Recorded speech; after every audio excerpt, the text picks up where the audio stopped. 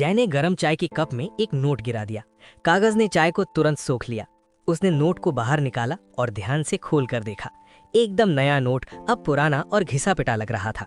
उन्होंने यही प्रोसेस नोटों के पूरे ढेर पर किया।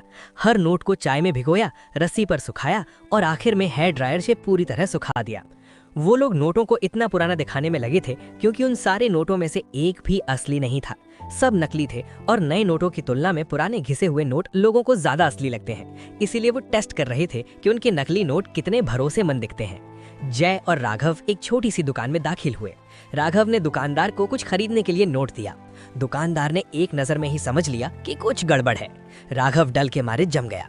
जय को समझ आ गया कि सीन बिगड़ रहा है। वो आगे कूदा और राघव का हाथ पकड़कर दुकानदार की पकड़ से खींच लाया। भीड़ भाड़ की अफरा तफरी में दोनों भाई बचकर निकल गए।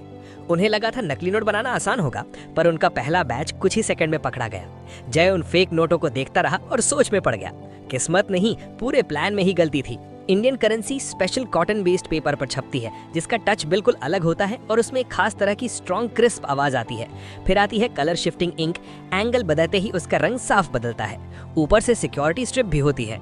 अगर उन्हें हाई क्वालिटी फेक बनानी थी तो इन सब चीजों का हल निकालना ही पड़ता और नोटों के सारे फाइन डिटेल्स हाथ से बनाना पड़ता, क्योंकि रियल नोट का माइक्रो टेक्स्ट स्कैन करने पर दुनिया की सबसे बड़ी मशीन भी उसे डिस्टॉर्ट कर देती है। तो सोल्यूशन सिर्फ एक ही था, डिटेल्स को हाथ से ड्रॉ करो, फिर उसे छोटा करो, उसका प्लेट बनाओ, उसको तराशो, केमिकल ट्रीटमेंट करो, तभी एक सही प्रिंटिंग प्लेट बन सकती थी। लेकिन असली कॉटन बेस्ड पेपर भारत सरकार सख्ती से कंट्रोल करती है, मतलब उसे खरीदना नामुमकिन था। उनके पास बस एक ही ऑप्शन था, वैसा ही महसूस होने वाला कोई दूसरा पेपर ढूंढना। कई दिनों की खोज के बाद जय को एक एडवर्टाइजिंग बुकलेट में एक हिंट मिला।